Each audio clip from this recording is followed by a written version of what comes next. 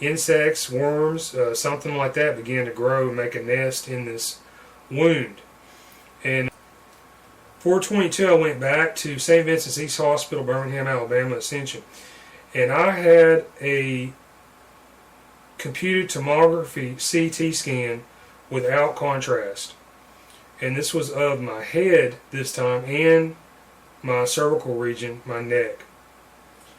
And this CT scan, the doctors came back in on this thing, nurse Kimberly Burns, and she told me I was good to go. I had nothing that showed up in the injury. They said they looked normal. And I could not believe this because, it really takes a lot to get me to go into a hospital or doctor's office. And I was in real bad shape around this time. So I went and got my records from this within a few days. I looked through these images and I found out the truth about my injury. And it shows up in both the CT head scan and the neck scan in different image sets. And this was reviewed by Julian Druhan, and he notes no acute fracture or subluxation. There's no injury that he notes in these images. The head scan, no acute intracranial abnormality identified. You look at the pictures, and in the area of the occipital condyle, the basilar area of the skull, and the foramen magnum condylar canal, you can clearly see that I have broken bone. And this was my injury that didn't heal over like 8 months. And so this was like a real shocker to me. I couldn't believe the hospital, had done this. And also another thing, at this point, it was obvious to me that there was probably some kind of shenanigans involved, possibly a cover-up, corruption. And I thought when you go to the hospital, they're supposed to take care of you, and I found out it's not like that. Even in the USA. There's something that hospitals do, and they're not supposed to because it's against the United States federal law, EMTALA, EMTALA. And this is called patient dumping.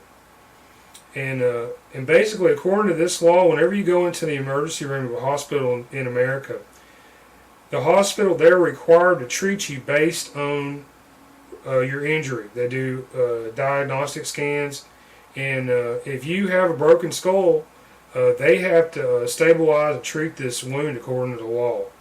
And this could be very expensive. My situation, I have no insurance, I had no source of income, and so it's a common occurrence that hospitals will misdiagnose in order to circumvent complying with this law. Lots of hospitals do this.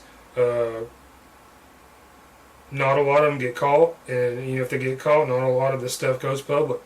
This is the nature of these shady, secret priesthoods and nobility that exist, on the fringes of American society. And this stuff, it should not be there. That's my belief. So,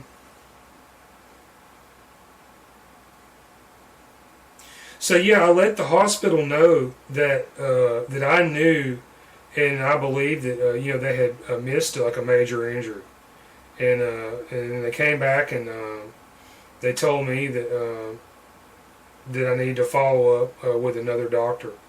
So they displaced the responsibility. Something else I noticed with these people. But yeah, after this, I started noticing the tactics of the doctors and hospitals, nurses, medical practices.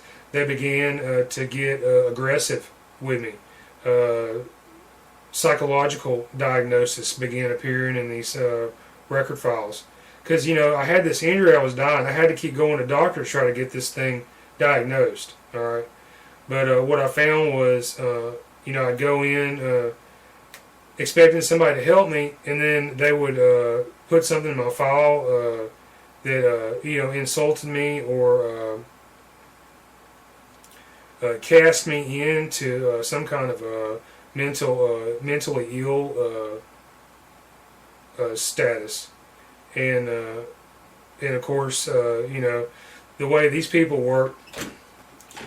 Yeah, if they list you as mentally ill, they they won't believe anything that you say. They're attacking your credibility, after all. And they'll just say, oh, well, this guy, he's mentally ill. So you have to, really watch what he says. He doesn't know what he's talking about. All right, so this is what happened to me, okay? And, at the same time, I'm collecting records, all right? I'm doing scans into the computer of images. I'm reading up on, how to identify my own injuries and how to self-treat because I had no choice but to do this. And, of course, the Internet's been around for 30 years. This information is freely available on the Internet.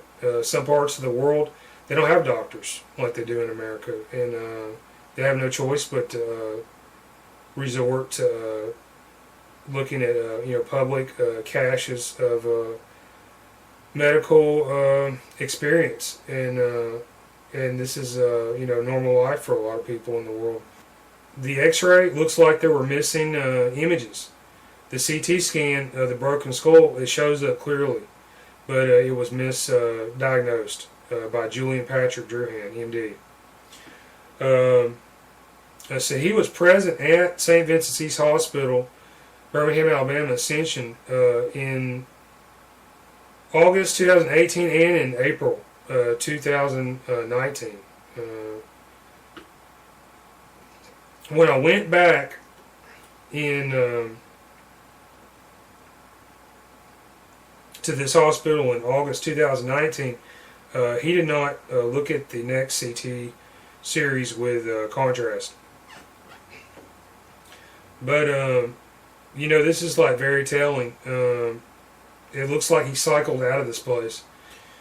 Yeah, okay, so today, 2021, he's a member of Birmingham Radiological Group. This place, you're part of this organization. Please look at this stuff. All right, I've contacted them. They won't return my mail. Wonder why. So I believe editing was employed to hide the injury details in this series. Please see the scan entitled CT Head or Brain Without Contrast Head WO 5.0 MPRCOR. Alright, so this is an image scan. What it does, it starts looking at the back of my head from behind square. Alright, and then it moves through my head, from the back of my head through to my forehead. Alright, and you can see like different cross sections and slices. Okay, well, in this area where this injury is, there is some kind of manipulation and editing where they cut the frame at a diagonal angle, and they try to cut out this area where there's broken up bone and stuff, that's visible like in other pictures. And so these images were edited as well. That tells me that somebody knew there was something in here. Alright, so I sent this off to the Alabama State Board of Medical Examiners and Medical Licensure Commission. And this, along with 10 other complaints that were dismissed. I put my images in this video. I put the assertions and analysis of the doctors who are in error with their opinions. In here, you can read this stuff, the contradictions, and this is the basis for my complaints, which were legitimate and had merit, that were thrown out. And I think this is unfair. This makes people of Alabama look bad, the state government of Alabama look bad, who authorizes these lofty positions of authority in our society. And quite frankly, I will never trust another licensed doctor licensed to practice in Alabama again because of my dealings with the Alabama State Board of Medical Examiners. I mean, this is like unbelievable. So here it is, and you know, please take a look at this stuff and use your own discretion in your health care.